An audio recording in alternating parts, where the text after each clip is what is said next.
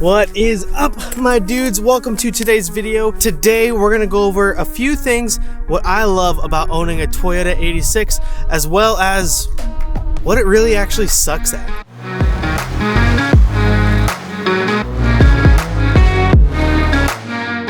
So first and foremost, you tell people you own a Toyota 86, and unless they're in the car community, they have literally no clue what that is. And so you instantly revert to tell them, oh, it's basically the Subaru BRZ. It's just Toyota's version of it. Why would Toyota have a version of a Subaru car? And the next point that you have to tell them, because they're thoroughly confused and now the conversation's awkward, is that you just explain that Toyota and Subaru made the car together. It's a Subaru engine and a Toyota transmission and suspension, all sorts of other things, but it's a car that is equally both of theirs. So if you're thinking about buying a Toyota 86, just remember, every time you tell people what kind of car you drive, it's gonna be an explanation. So starting with the things that I really love about this car is, number one, it is a tiny car. This fits everywhere.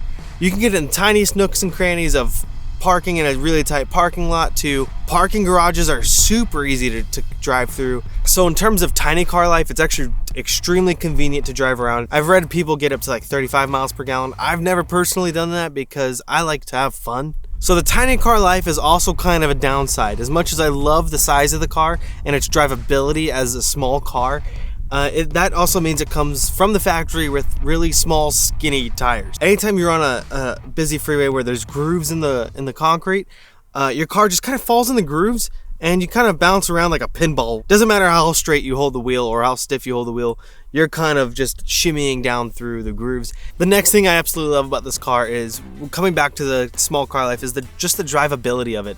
It's got a very low center of gravity. It's very well balanced. This thing corners like a beast. An experienced driver on a track can keep up with a lot faster cars pretty easily. And the honest truth is, all around the car is just really fun to drive. You get really high RPMs. There are a lot of really great reviews about the automatic transmission, especially on a track that it just shifts at the perfect points. So there is a thing to that as well, but just get the manual. It's just better. Coming out to Arizona, the first cruise we went on, it was up to Jerome. And if you know anything about going up to Jerome, it's more up in the mountains of Arizona. So it gets really tight, windy curves, and we were able to keep it in, I think, second and third gear for the most part. Occasionally first, but I mean, there was one hairpin corner that stood out as a first gear. You know, you're going 5 miles an hour, you need to get some torque back in her. But that cruise was a ton of fun. This car is made for roads like that. It is an absolute blast, as I'm not a super experienced driver in that sense. So it was a really great learning experience, and this was a really great platform to start to get a feel for it, of, you know, breaking into a corner and just taking the corner and accelerating out of it. It was one of the first times that I truly got to really experience that, and at relatively safe speeds. The postmarked speeds were 25, 30 miles an hour for the most part. There were times where we would, drive faster than that, but for the most part, it was about 20 to 30 miles per hour, and you're still getting the high RPMs, you're flying around corners, and obviously you're not being reckless. There's ways to go about that, but there was barely any traffic. It was really early, so it was a very safe way to do some spirited driving on a mountain road.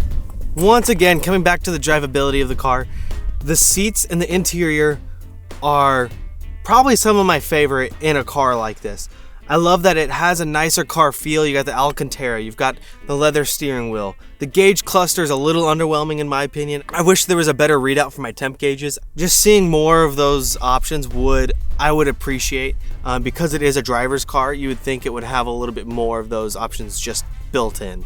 My favorite thing about the interior are the seats. The seats are perfect. Now, I'm not a super small person, I'm not a huge guy either.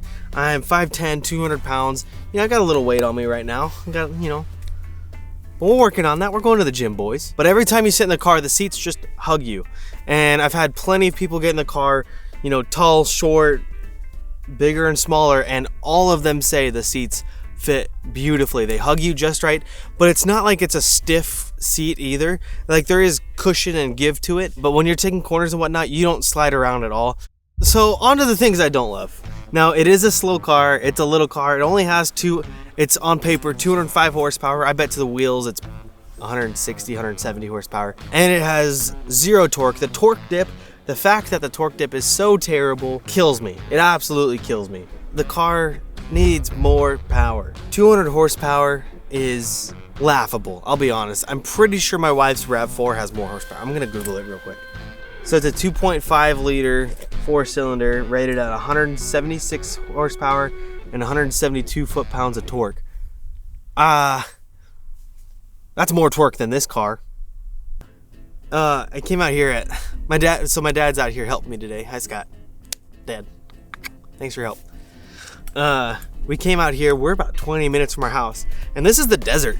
Like, who does a car review in the desert?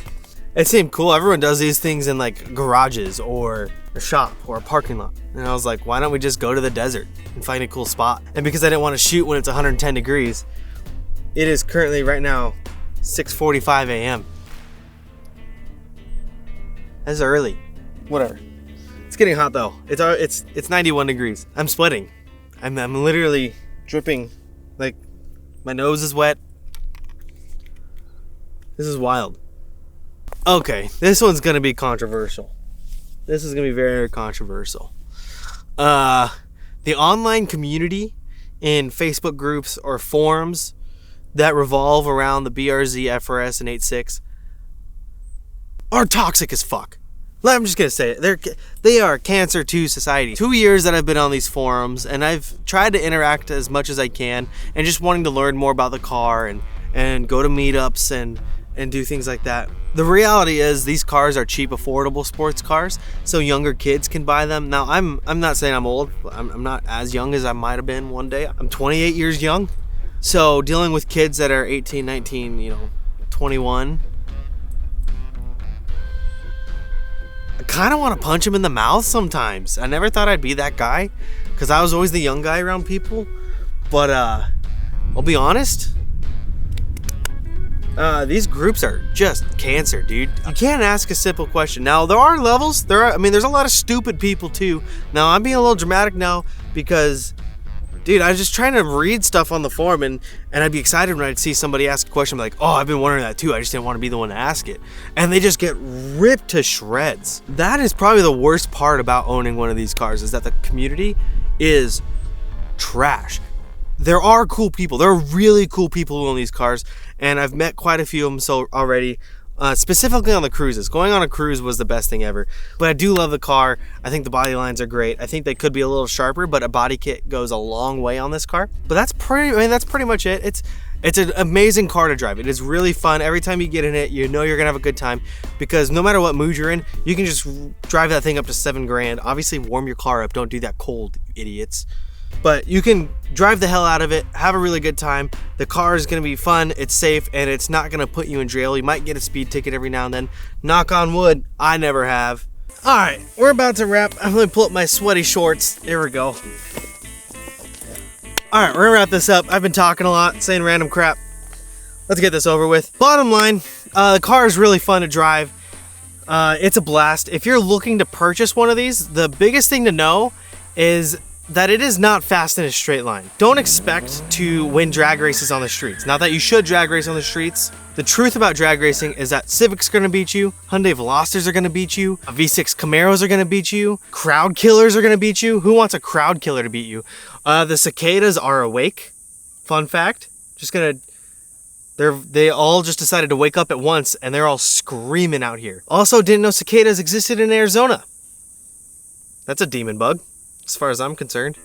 But if you're looking for a car that's really fun to drive, that every time you fire it up, you can drive the absolute piss out of it at like $6,000 or $7,000, and you're not hurting the car whatsoever, it's a blast. It's a great daily driver. So it's not fast. You get the point. It's a slow car in a straight line. Around corners, you're likely going to be able to keep up, if not beat some of those cars. You know who you will beat every time? The freaking Miatas. If a Miata ever tries to challenge you, give it to them, because that's the only car you're really going to be able to beat. And hopefully it's a really slow one that hasn't been fixed. So if you ever get a chance to beat a Miata, take that opportunity and run with it. But just know it's a cheap, affordable car. Parts are readily available. If you want to make it fast, it's going to cost some serious money. It's not like the LSs of the world that are dirt cheap to make really fast. It is a little bit pricier to make these boxer engines actually handle boost at a high level.